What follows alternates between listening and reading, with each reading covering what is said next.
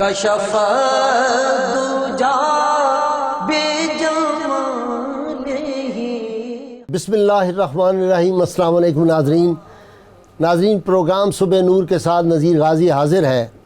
حسب معمول بر صغیر کے عظیم صوفی حضرت ابو انیس صوفی برکت علی صاحب رحمہ اللہ کی تالیف اسماء النبی الکریم سے محسن انسانیت صلی اللہ علیہ وسلم کا ایک اسم مبارک، اور آج کا اسم مبارک ہے سیدنا ارأف الناس صلی اللہ علیہ وسلم.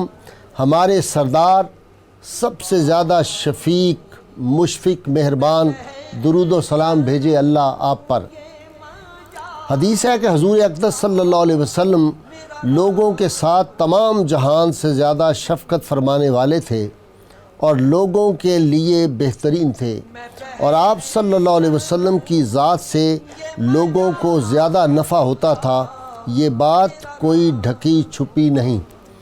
ناظرین کرام، دین اسلام میں عبادات کے بعد جس چیز پر بہت زور دیا گیا وہ والدین کی عزت، والدین کی خدمت، والدین کا احترام، والدین کے حقوق ہے.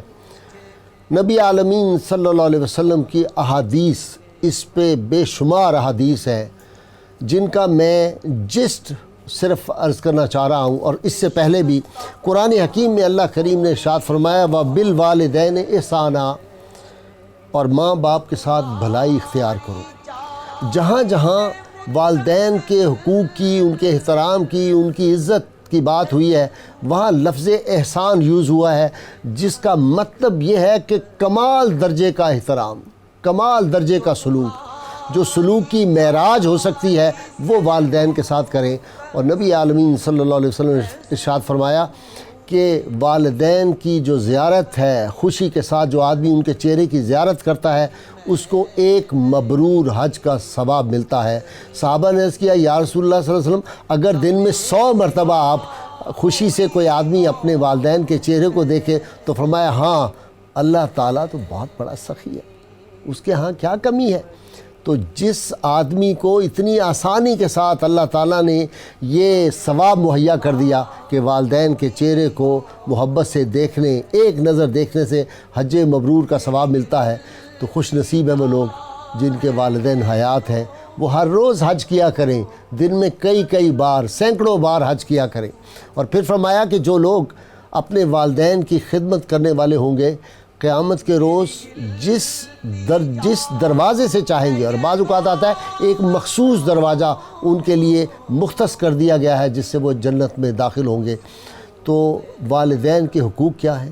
آج کی دنیا کا مسئلہ یہ صرف مملکت پاکستان کے باسیوں کا نہیں ہے. ہر شہر، ہر گاؤں، ہر ملک، ہر وطن، ہر رنگ، ہر نسل، ہر مذہب، ہر مسلک کے آدمی کا یہ مسئلہ ہے. ہر گھر جو ہے وہ والدین کے احترام اور عزت کی وجہ سے جنت بن سکتا ہے، اور اگر ادروائز ہو تو وہ گھر جہنم ہے. اس گھر میں برکتیں اٹھ جاتی ہیں، اللہ کی رحمتیں وہاں سے اٹھا لی جاتی ہیں. جس گھر میں والدین کا احترام نہیں ہوتا، والدین کے احترام سے سید عالمین صلی اللہ علیہ وسلم کے قربان جائیں. فرمایا کوئی اپنی عمر کو طویل کرنا چاہتا ہے، لمبی عمر چاہتا ہے تو ماں باپ کی خدمت کرے. اگر رزق میں اضافہ چاہتا ہے تو اپنے ماں باپ کی خدمت کرے. یہ کتنے آسان نسخے ہیں. اللہ تعالی ہمیں ان پر عمل کرنے کی توفیق عطا فرمائے. اور آج اس موضوع پر گفتگو کرنے کے لیے میں نے اپنے اسٹوڈیو میں والدین کے حقوق کے حوالے سے دعوت دی ہے ملک کی معروف دینی، علمی اور روحانی شخصیت، ایک باکمال صوفی. یہ میں پوری ذمہ داری سے آپ سے عرض کر رہا ہوں. اس طرح کے لوگ جیسے علامہ یعقوب قادری اشرفی ہیں، مجھے خیال آ رہا تھا کہ اس طرح کے لوگ نایاب تو نہیں ہیں، کامیاب ضرور ہو رہے ہیں. ہماری خوشبختی علامہ صاحب میری خاص دعوت پر گجرات سے تشریف لائے ہیں، اور ان کے ساتھ نوجوان اسکالر، مذہبی اسکالر جن کا علم کی دنیا سے تعلق ہے، تعلیم کی دنیا سے تعلق ہے، استاد ہیں پیشے کے اعتبار سے، جناب پروفیسر محمد محب النبی طاہر میرے مہمان بنتے رہتے ہیں. اور پاکستان کی صف اول کی نعت خوان جن کی نعت سن کے آنکھیں وضو کرتی ہیں. میری مراد قاریہ سدرہ ہیں، ان سے ہم آپ کو پروگرام کے آخر میں نعت رسول مقبول صلی اللہ علیہ وسلم سنائیں گے۔ علامہ صاحب، قرآن و حدیث میں والدین کے حقوق کے بہت زور دیا گیا ہے، یہ کیا حقوق ہے؟ اعوذ باللہ من الشیطان الرجیم، بسم اللہ الرحمن الرحیم۔ چونکہ انسان کا خالق اللہ رب العالمین ہے، سبحان اللہ، وہ کسی بھی معاملے میں قطعاً کسی کا محتاج نہیں۔ سبحان اللہ۔ اس نے انسان کی تخلیق کے بارے میں سورہ نساء میں فرمایا، یا ایھا الناس اتقوا ربکم الذی خلقکم من نفس واحدہ، ہم نے تمہیں ایک جان سے پیدا فرمایا۔ اس سے مراد سیدنا حضرت آدم علیہ السلام۔ سورہ حجرات میں اللہ تعالیٰ فرماتے ہیں، من ذکر و انثیٰ انا خلقناکم من ذکر و انثیٰ، ہم نے تمہیں مرد و عورت یعنی ماں باپ کے ذریعے پیدا فرمایا۔ اسلام کی ٹوٹل تعلیمات اول تا آخر آپ دیکھیں، اس میں کہیں آپ کو ناشکری، بے قدری نظر نہیں آتی۔ ہر جگہ شکر، قدر، احسان کا سسٹم ہے، جہاں اللہ کی ذات ہے اور اللہ کے بعد اس کی مخلوق ہے۔ اگر ہم اس کو مختصر کریں، اللہ اور اس کے رسول کے بعد انسان کے سب سے بڑے محسن اس کے والدین، جی، اور پھر کائنات کا سب سے بڑا سچ جو ہم کہتے ہیں وہ ہے لا الہ الا اللہ، یا اللہ تعبدوا الا اللہ۔ یہ مقدس ترین کلمہ ہے کہ اللہ کے سوا کوئی بات کے لائق نہیں۔ قرآن میں چونکہ اس کا ذکر آپ فرما چکے کہ بارہا ہے، ٹھیک، اللہ تعالیٰ فرماتا ہے وَإِذْ أَخَذَ اللَّهُ مِيثَاقَ النَّبِيِّينَ لَا تَعْبُدُونَ إِلَّا اللَّهَ وَإِذْ أَخَذَ اللَّهُ مِيثَاقَ بنی اسرائیل، اللہ اکبر، ہم نے بنی اسرائیل سے عہد لیا کہ اللہ کے سوا کسی کی عبادت نہ کرنا۔ یہ کتنی بڑی بات ہے، اور اس کے ساتھ فوراً فرمایا وَبِالْوَالِدَيْنِ إِحْسَانًا۔ واہ واہ، تفسیر قرآن پڑھتے حضور شیخ الحدیث رحمۃ اللہ علیہ فرماتے تھے، دیکھو کسی جگہ پہ دو شخصیات بیٹھی ہیں تو وہ ایک ہی جیسی ان کی منصب، ان کی سیٹ، ان کی نشست ہے۔ ایک اس ملک کی نامور شخصیت ہے، پریزیڈنٹ ہیں وہ یا پرائم منسٹر ہیں، دوسری شخصیت کو آپ جانتے نہیں۔ آپ پوچھیں اپنے بڑے سے کہ یہ کون ہو سکتے ہیں، آپ کہیں میں جانتا تو نہیں، لیکن اس کی سیٹ وزیر اعظم کے برابر ہے، لگتا ہے یہ کوئی وزیر اعظم کے قریب یہ بھی کوئی درجے کا۔ اہم شخصیت ہے۔ استاد فرماتے تھے لا تعبدون الا اللہ کو تو دنیا جانتی ہے کہ اللہ کے سوا کوئی بات کے لائق نہیں، اور اس کے ساتھ فوراً فرمایا وبالوالدین احسان۔ واہ واہ، اہل علم کے لیے بڑی بات ہے کہ اسی میں سمجھیں کہ والدین کے حق کو اللہ نے کتنا درجہ دیا، کتنا بلند تر درجہ ہے۔ بلند ترین درجہ دیا۔ دوسری طرف فرمایا اللہ خالق ہے، رازق ہے، سب کچھ اس کا ہے، اسی کی ہم مل کے۔ اللہ فرماتا ہے انشکر لی ولوالدیک، کہاں رب، کہاں اس کی مخلوق میں باپ۔ سبحان اللہ، پھر بھی اگر ہم نہ سمجھیں تو پھر ہمیں تباہی سے کیسے کون بچائے گا۔ اللہ فرماتا ہے میرا شکر ادا کرو، والدین کا شکر ادا کرو، اور ان کے حقوق کی فہرست میں جائیں تو یہ دو چیزیں ہیں۔ اور جتنا ہمیں وقت ملا میں چاہوں گا کہ جتنا آپ حکم فرمائیں کچھ علامہ صاحب، یہ مجھے خیال آتا ہے کہ والدین کا ہی آدمی شکر پورا اس کا حق نہیں ادا کر سکتا، جو حدیث میں قرآن حکیم کی تعلیمات میں لگتا ہے، تو پھر اللہ کا شکر ادا کرنا اللہ توفیق ہی ہو تو میرے خیال میں ہو توفیق ہی ہو تو فرمایا۔ پروفیسر محب النبی صاحب سے سید عالمین صلی اللہ علیہ وسلم کے اتنے زیادہ ارشادات اور اس پہ زور دیا گیا ہے، کوئی مثال خاص؟ مطلب ایک تو میں خود عرض کر دیتا ہوں آپ کو، وہ جو مشہور ہے کہ نبی عالمین صلی اللہ علیہ وسلم فرمایا، اے کاش میری والدہ حیات ہوتی، عشاء کی نماز پڑھ رہا ہوتا اور مجھے آواز دیتی ہے محمد، تو میں دوڑتا ہوا ان کی خدمت میں حاضر ہوں۔ سبحان اللہ، سبحان اللہ۔ بسم اللہ الرحمن الرحیم۔ اللہ رب العزت نے اپنے لیے بھی رب کا لفظ استعمال فرمایا، ہاں، اور ماں باپ کے لیے بھی رب کا لفظ استعمال فرمایا، وَخْفِضْ لَهُمَا جَنَاحَ الذُّلِّ مِنَ الرَّحْمَةِ وَقُلْ رَبِّ ارْحَمْهُمَا كَمَا رَبَّيَانِي صَغِيرًا۔ تو پروردگار نے ماں اور باپ دونوں کے لیے رب کا لفظ استعمال فرمایا، جس طرح انہوں نے بچپن میں پالا۔ اور ماں کے لیے وہ ہے تو نہیں رب، ہاں رب تو نہیں، وہ صرف اس کی امپورٹنس اور اہمیت کے لیے اس انداز سے فرمایا، کیونکہ وہ پرورش کرتے ہیں، اور اس لیے ماں کو ربۃ البیت بھی کہا جاتا ہے۔ رسالت مآب صلی اللہ علیہ وسلم کی بارگاہ کے اندر ایک صحابی آئے اور کیا فدا کا ابی و امی، یا رسول اللہ میرے ماں باپ قربان ہو جائیں، سب سے زیادہ مجھ پہ کس کا حق ہے؟ آپ نے فرمایا تیری ماں کا۔ پھر اس نے عرض کیا یا رسول اللہ اس کے بعد مجھ پہ کس کا حق ہے؟ آپ نے فرمایا تیری ماں کا۔ پھر اس نے عرض کی یا رسول اللہ اس کے بعد مجھ پہ کس کا حق ہے؟ آپ نے فرمایا تیری ماں کا۔ پھر اس نے عرض کی یا رسول اللہ اس کے بعد مجھ پہ کس کا حق ہے؟ فرمایا تیرے باپ کا۔ 3 درجے ماں کے لیے فرمائے اور 1 درجہ جو ہے وہ باپ کے لیے فرمایا، یعنی ماں اور باپ کی تعظیم اور توقیر جو ہے یہ انسان جو ہے اگر وہ کرے گا تو وہ قدر و منزلت بھی پائے گا اس جہان کے اندر بھی, قبر کے اندر بھی اور حشر کے اندر بھی. سبحان اللہ. ناظرین مختصر سی بریک مجھے لینا ہے اور اس کے بعد پھر یہ گفتگو جاری رہے گی. اور یہ اہم موضوع ہے ہمارے ہر گھر میں, ہمارے نوجوانوں کو, ہمارے بچوں کو اس کی آج جتنی ضرورت ہے میرے خیال میں کسی اور ٹاپک کی اتنی ضرورت نہیں ہے.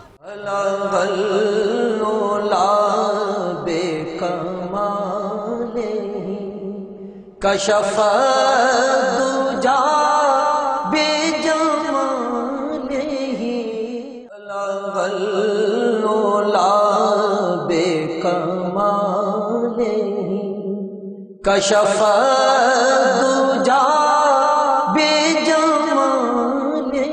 ویلکم بیک ناظرین.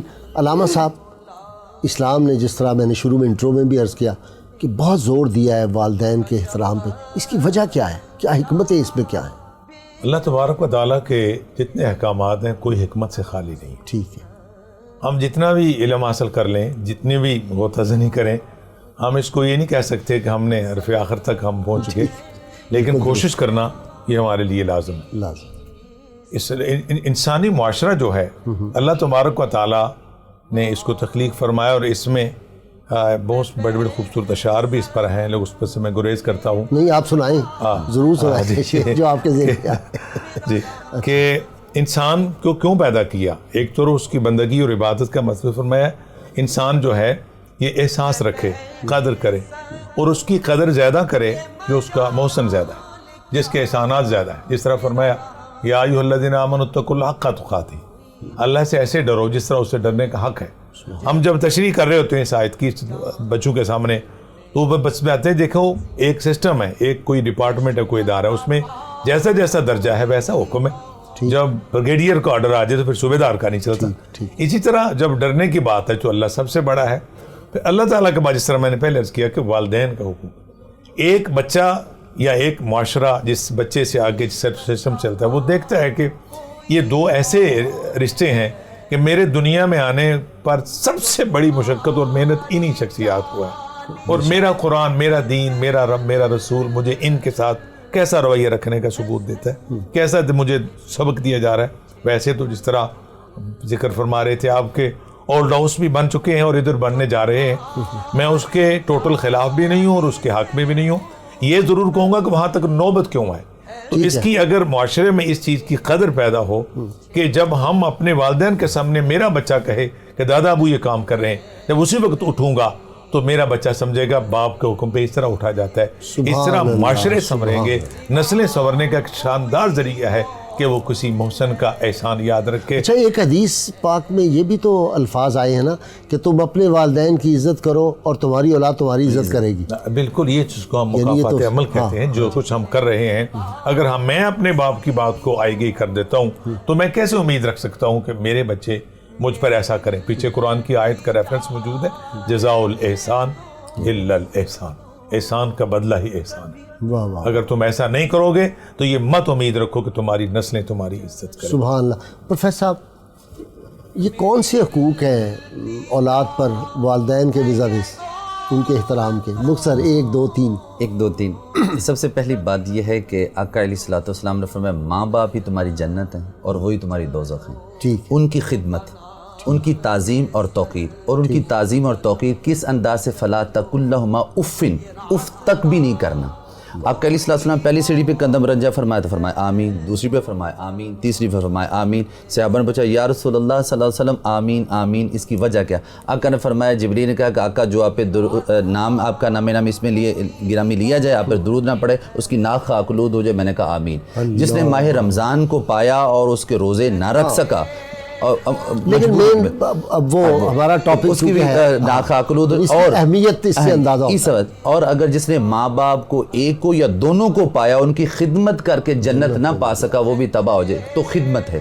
تیسری نمبر پر یہ ہے کہ ان کی تعظیم اور توقیر اس انداز سے کہ بعد از وصال بھی ان کو یاد رکھا جائے. واصف علی واصف فرماتے ماں باپ نہیں فوت ہوتے, نہیں مرتے, جب تک اولاد اپنے ماں باپ کو یاد رکھتی ہے, اور جب وہ بھول جاتی ہے وہ زندہ بھی ان کے لیے مر جاتے ہیں. تو اس لیے کہ علامہ بھی یہی کہتے ہیں, علامہ اقبال کہتے تھے کہ ماں کہاں مرتی ہے, ماں کہاں مرتی ہے. تو ایک وہاں تو بی بی زندہ آئی ہے۔ عرض کیا یا رسول اللہ میری اماں فوت ہو گئی ہے، تو کیا میں کیا ایسا کروں کہ جو میری ماں کو قبر کے اندر ثواب ہو؟ آقا علیہ الصلوۃ والسلام نے ارشاد فرمایا کہ تو اس کی طرف سے اگر حج کرے، اس نے کہا حج کی منت مانی ہوئی تھی، اگر فرمایا اگر تو اس کی طرف حج کرے گی تو تجھے بھی حج کا ثواب ہوگا، تیری ماں کو قبر کے اندر بھی ہوگا۔ تو مرنے کے بعد آقا علیہ الصلوۃ والسلام فرمایا کہ ماں باپ کے لیے ہدیہ اصحال کیا جائے، اور دوسری بات یہ بھی ہے کہ جب وہ ماں باپ فوت ہو جائے تو ماں اور باپ کے دوستوں کا، یعنی باپ کے دوستوں کا ادب کیا جائے اور ماں کی سہیلیوں کا ادب اور احترام کیا جائے، اور ان کو اسی جو ہے وہ صورت کے اندر جو ہے وہ رکھا جائے۔ وہ آپ کو یاد ہوگا کہ نبی کریم صلی اللہ علیہ وسلم مقام جورانہ پر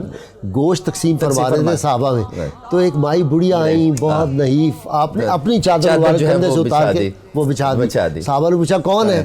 تو آپ نے فرمایا کہ یہ میری ماں ہے رضائی ماں، سیدہ آمنہ کے لیے۔ تو رضائی ماں کا علامہ صاحب اتنا احترام ہے۔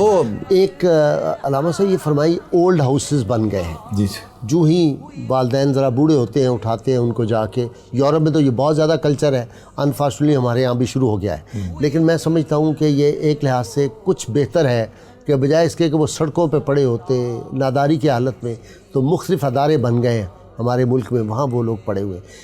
اس کا کیسے ہم اس کو واپس وہ کلچر لائیں کہ والدین کی خدمت؟ دیکھیں نا کہ سرکار فرمائیں کہ جہاد پہ نہ جاؤ، تمہارا جہاد تمہاری ماں کی خدمت ہے، صحابی یہ فرمائیں۔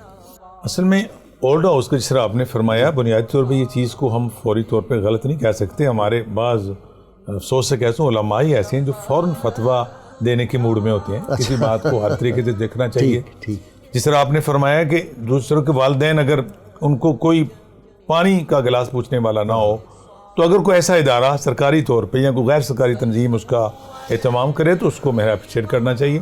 لیکن پیچھے جو بات آپ فرما رہے ہیں کہ وہاں تک نوبت کیوں آئے، اس کی وجوہات بہت ہے۔ ایک یہ کہ یہ جو ہے نا تنگ دستی، جس طرح ہمارے ملک میں کوئی سسٹم نہیں، کوئی نظام نہیں، تو دوسری طرف امارت، عیاشی، فحاشی، لوگ انسان فطری طور پہ آسانی کی طرف مائل ہوتا ہے، بالخصوص آج کا جو ضروریات ہیں۔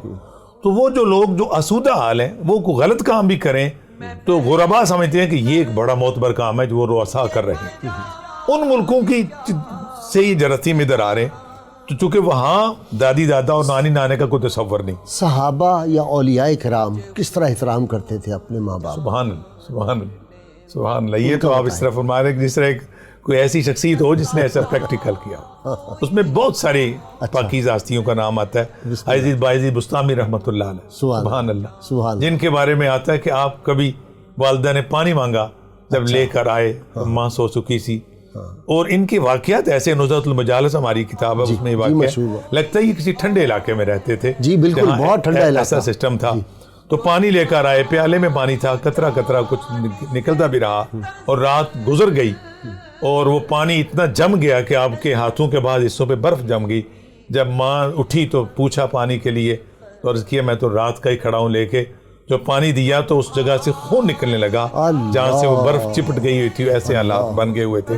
اور دوسرا ان کا اسی طرح کا بالکل واقعہ کہ ماں نے فرمایا با یزید ادھر آؤ، آپ تشریف لائے، فرمایا ہاتھ بڑھاؤ، ماں نے ہاتھ پہ سر رکھ لیا اور ماں لیٹ گئی۔ آپ فرماتے ہیں میں نے 10,000 مرتبہ کل شریف پڑھ دیا، کتنا وقت لگا اور میری ماں سوچ رہی، میرا ہاتھ سن رہا ہو گیا۔ ہم تو جی بات کرنے کی پوزیشن میں نہیں ہیں کیونکہ ہم نہ۔ علامہ صاحب میں نے ایک روایت پڑھی ہے، اچھا بایزید بستامی کا مقام یہ تھا کہ حضرت جنید بغدادی فرماتے تھے کہ جو ملائکہ میں جبریل کا مقام ہے، اولیاء میں وہی بایزید بستامی کا ہے۔ تو میں نے ایک روایت یہ بھی پڑھی کہ آپ سے کسی نے پوچھا کہ آپ کو یہ مقام کیسے ملا، تو فرمایا مجھے ایک دن بخار تھا بہت شدید، تو میری ماں نے بلایا، اس نے کہا آج تم نے نفل نہیں پڑھنے، چپ کر کے لیٹ جاؤ، تمہاری طبیعت ٹھیک نہیں ہے۔ وہ ماں کے حکم کی جو تعمیل کی تھی، اسے بایزید کو بایزید بستامی بنا دیا۔ اب دیکھیے بایزید بستامی، پانی پلانا، ساری رات کھڑے رہنا، آپ نے 10,000 مرتبہ فرمایا سورہ اخلاص پڑھی، سورہ اخلاص، اللہ اکبر، کتنا وقت لگا ہوگا، اور ہاتھ سن ہو گیا۔ اور یہ بالکل جس طرح پیچھے سے بات وہی ہے کہ آج اس طرح سر ہاتھ نیچے رکھ لیا تھا کہ یہ اٹھ نہ جائے، آپ وہاں بھی عبادت کرتے رہے اور اللہ کا کلام اتنا پڑھ دیا۔ علامہ صاحب مجھے بریک کے لیے کہا جا رہا ہے، ناظرین مختصر سی بریک، اور یہ گفتگو کا سلسلہ بہت پیاری باتیں اور کیا پاکیزہ لوگوں کا ذکر ہے، ہمارے ساتھ رہیے۔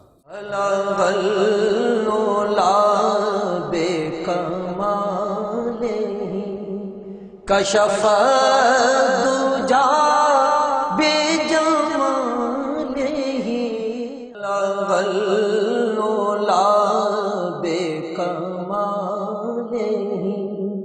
کشف دجا بے جمال ویلکم بیک ناظرین.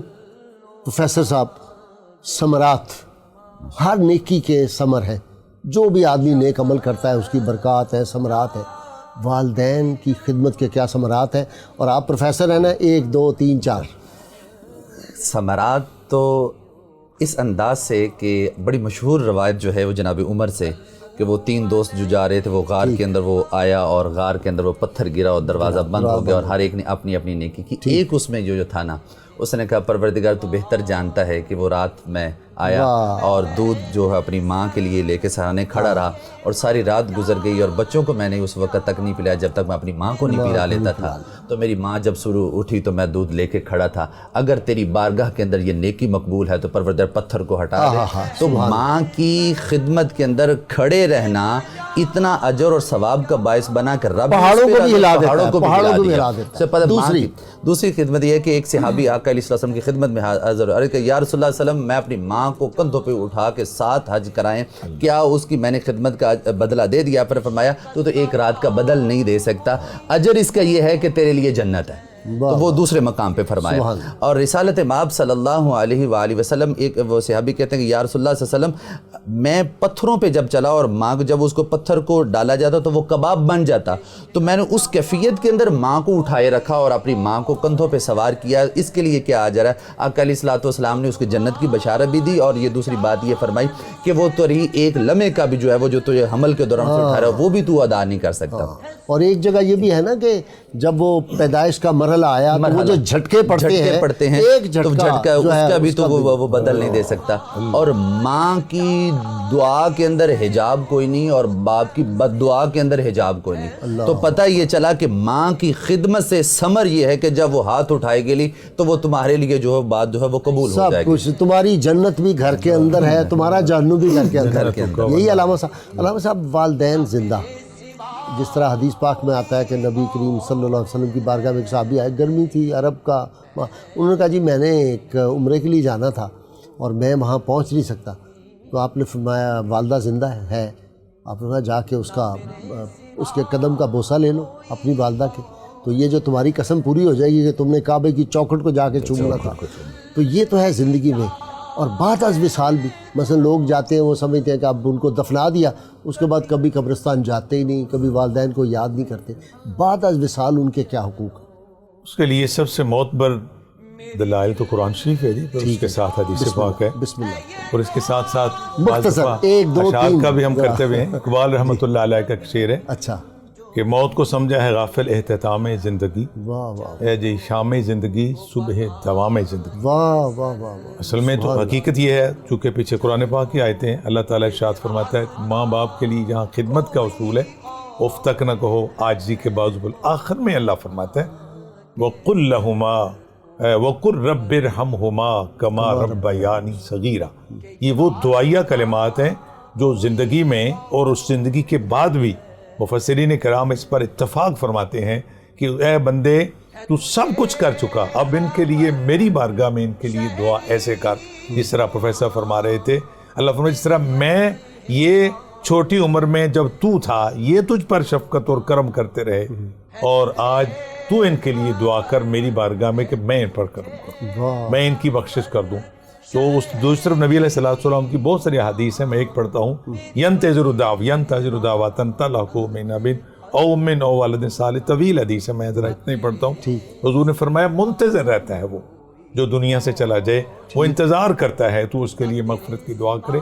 اس میں جو ایک بنیادی کنڈیشن ہے، شرط یہ ہو کہ وہ ہو مسلم، وہ ایماندار ہونا ضروری ہے. مشہور صحابی رسول ہے حضرت جن کا حضرت غالب حضرت سعد رضی اللہ عنہ، جنہوں نے عرض کیا تھا یا رسول اللہ صلی اللہ علیہ وسلم، حضور نے فرمایا اگر تیری ماں کا قرض ہوتا تو کیا تو ادا کر سکتا تھا؟ یا رسول اللہ کیوں نہیں؟ فرمایا تیری ماں ایماندار ہے تو اس کے لیے جو کر اس کو فائدہ ہوگا.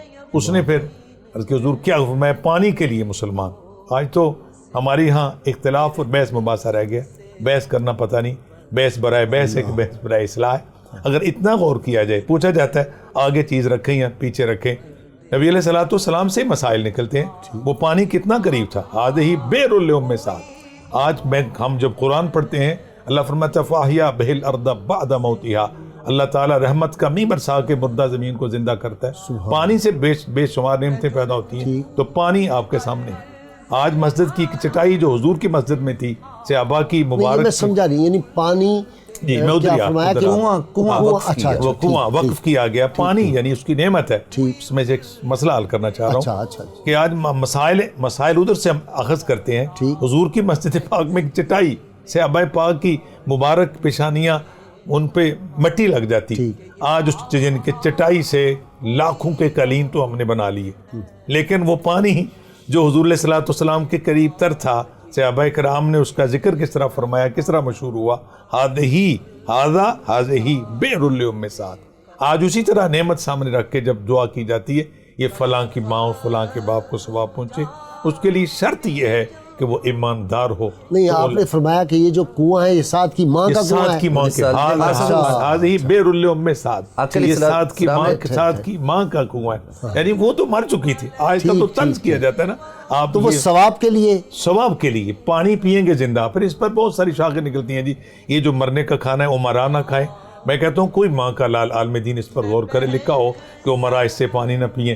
اصال ثواب کے لیے تھا. مرد بھی اگر ماں باپ کی وفات کے بعد کسی کنویں کو، یہ جو پانی کی سبیلیں لگاتے ہیں آج کل صاف پانی ٹھنڈے کی، اس کا بھی ثواب ہے. ان کو کھانا کھلانا غرباء کو، مساکین کو، عزیزوں کا رکھو. اچھا عزیزوں کا، کیونکہ اس کنویں سے پانی جو ہے عمرا بھی پیتے تھے، غرباء بھی پیتے تھے، تگڑے ماڑے سب پیتے تھے.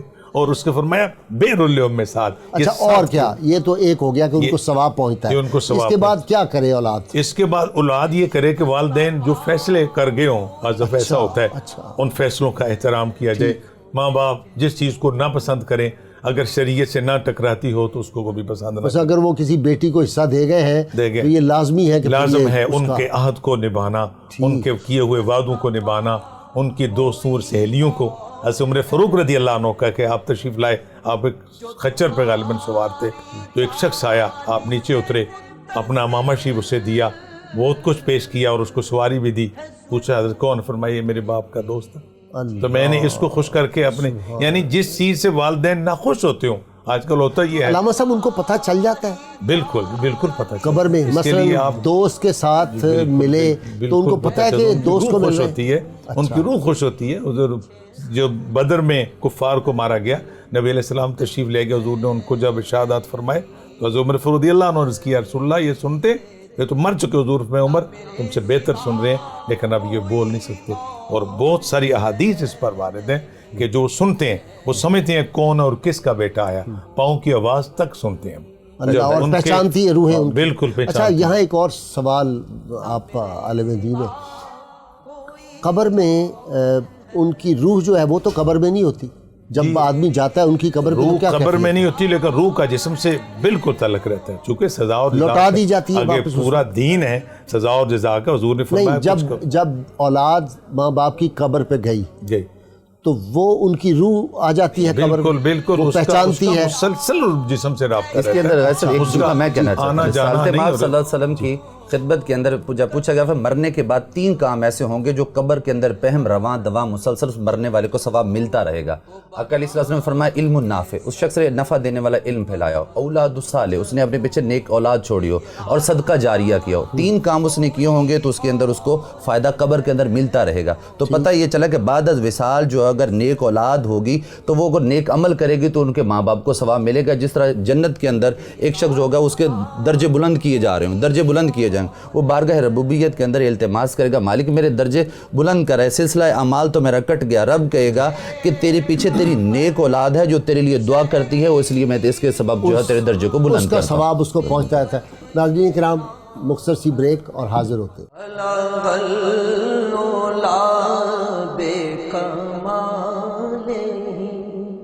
کشف دجا بے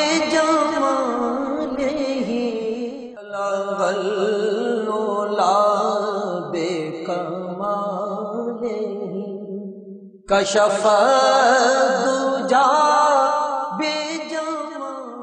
ویلکم بیک ناظرین. علامہ صاحب بعض اوقات ہوتا ہے کہ والدین کا انتقال ہو گیا، ان پہ قرض باقی ہے، کچھ لوگوں سے قرض کے علاوہ انہوں نے کوئی چیز مستعار لی ہوئی تھی، گھر میں موجود ہے، کوئی چیز مانگی تھی کسی سے، وہ پڑی ہوئی ہے، اس کے کیا احکامات ہیں؟ لوگ سمجھتے ہیں کہ یہ تو میرے والد نے لے لی تھی، اب یہ میرے قبضے میں ہے، میں کیوں دوں، میں کیوں قرضہ دوں؟ بالکل خیانت ہے ایسا کرنا، کہ پتہ بھی ہو کہ یہ چیز میرے باپ کی نہیں تھی تو میں اس کو نہ دوں، یہ خیانت ہے۔ اس کا نقصان ہوگا ان کو جو فوت ہو گئے؟ یقیناً یہ ان کو تو یقیناً، چونکہ ہمارے پاک مذہب اسلام جس کو ہم کہتے ہیں اسلام دین فطرت ہے، لا یکلف اللہ نفسا الا وسعہا، اللہ تعالیٰ بندے پہ وہی رکھتا ہے جو اس کے بس میں ہے۔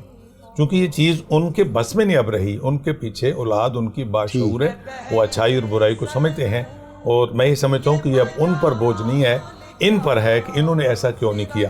ہاں اگر وہ بتا کے نہیں گئے، اس کی وضاحت نہیں کر گئے کہ اتنے پیسے کس کے ہیں، اتنا سونا گھر میں کس کا پڑا ہوا ہے، تو پھر وہ گناہگار ہوں گے۔ اچھا، وہ جو جب جنازہ ہوتا ہے تو اعلان کرتے ہیں، میں نے دیکھا کہ اگر کسی نے کچھ لینا دینا ہو جنازے کے وقت، اس کی کیا اصل ہے؟ بہت اچھا ہے، بہت اچھی چیز ہے یہ، چونکہ جو حقوق العباد کا مسئلہ ہے، آپ سمجھتے ہیں کہ قرض تو شہید کو معاف نہیں ہوتا، اچھا، قرض تو شہید کو معاف نہیں ہونا، وہاں جو اعلان کیا جاتا ہے اچھی بات ہے، اور اس کے آگے یعنی ان پہ فرض ہے اولاد پہ کہ ماں باپ پہ کوئی قرض ہے تو وہ ان کا ادا کیا جائے، معاملات ہیں ان کو ادا کیا جائے، ان کے رشتہ داروں سے معذرت کی جائے کہ میرے ابا جی سے کبھی یا والدین۔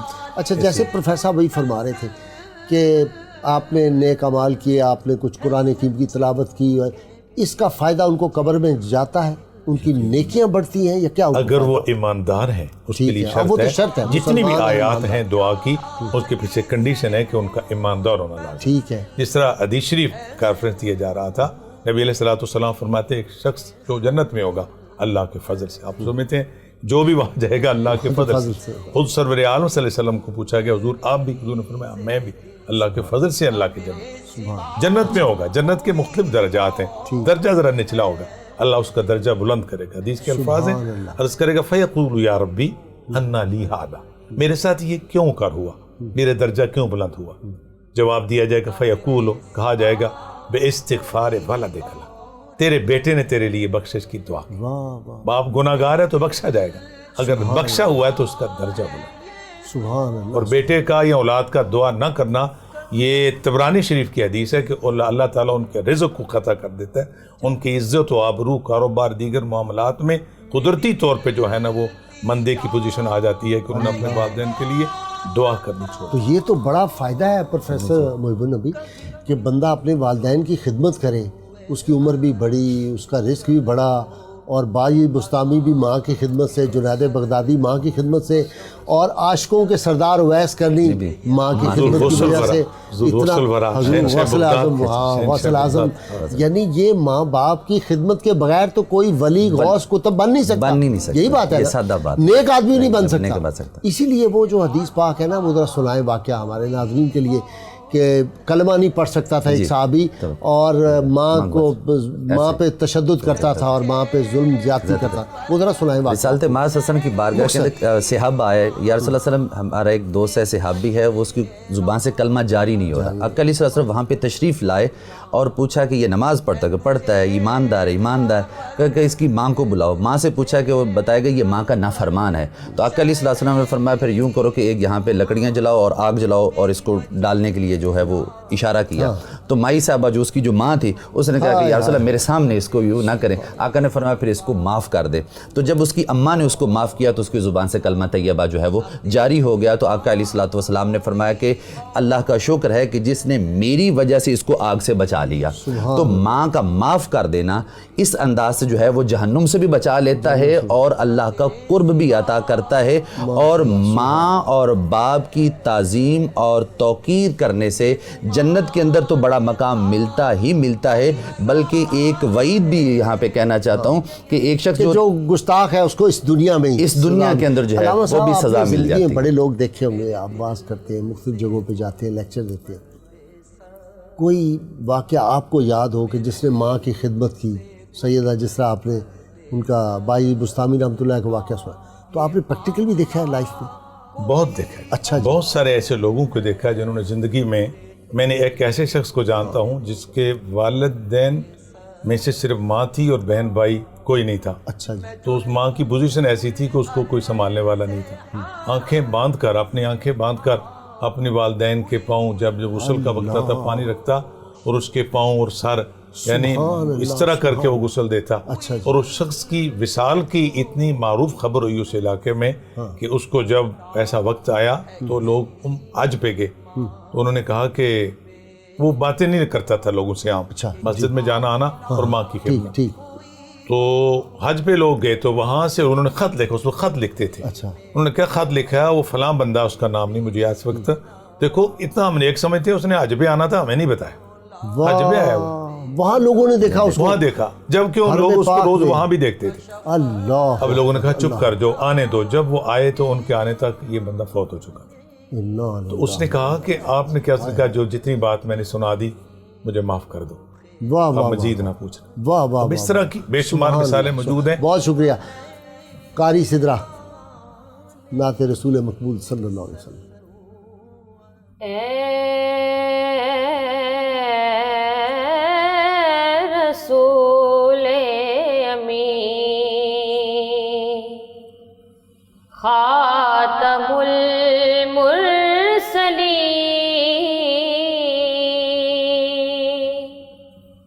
تجھ سا کوئی نہیں, تجھ سا کوئی نہیں. سبحان اللہ, سبحان اللہ, سبحان اللہ. ہے یہ اپنا عقیدہ بسد کو یقین, تجھ سا کوئی نہیں, تجھ سا کوئی نہیں. اے رسول امین,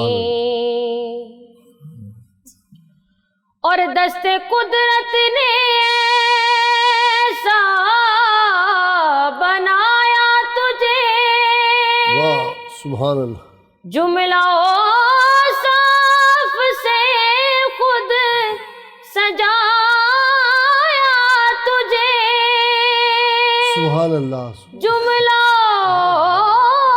صاف سے خود سجایا تجھے. سبحان اللہ. اے ازل کے حسین, سبحان اللہ. اے ابد کے حسین, تجھ سا کوئی نہیں, تجھ سا کوئی نہیں. اے رسول امین, اور تیرا سکہ رواں کل جہاں میں ہوا, واہ, سبحان اللہ. اس زمین میں ہوا, آسمان میں ہوا. سبحان اللہ, سبحان اللہ. تیرا سکہ رواں سبحان اللہ. کل جہاں میں ہوا, اس زمین میں ہوا, آسمان میں ہوا. سبحان اللہ. اس زمین میں ہوا,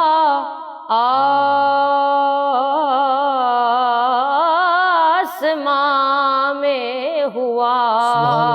سبحان اللہ. کیا رب کیا عجم, سبحان اللہ. سب ہیں زیر نگیں. کیا رب کیا عجم, سب ہیں زیر نگیں. تجھ سا کوئی نہیں, تجھ سا کوئی نہیں. اے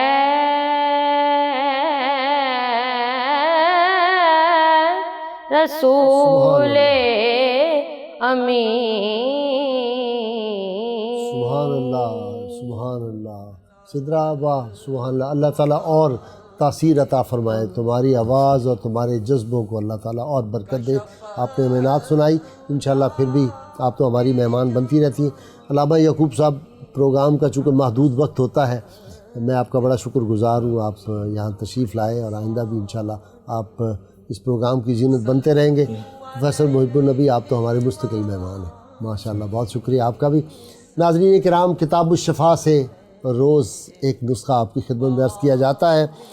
ہر فرض نماز کے بعد 20 بار سورہ فاتحہ پڑھنے سے روحانی ترقی حاصل ہوتی ہے اور اللہ تعالیٰ اس بندے پر اپنے انوار کا دروازہ کھول دیتا ہے، لیکن اس میں شرط یہ ہے کہ باقاعدگی اور پابندی سے اس کو پڑھنا چاہیے۔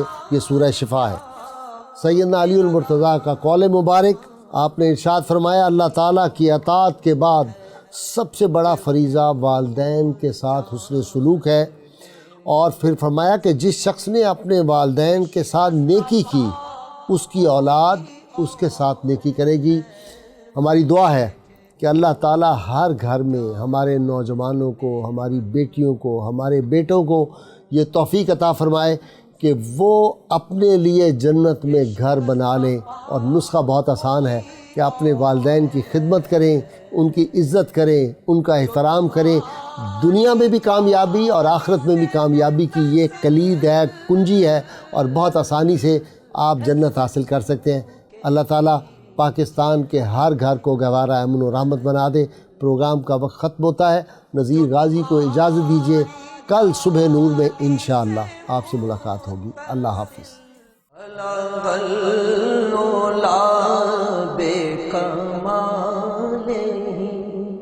کشف الدجى بجماله حسن جميع خصاله صلوا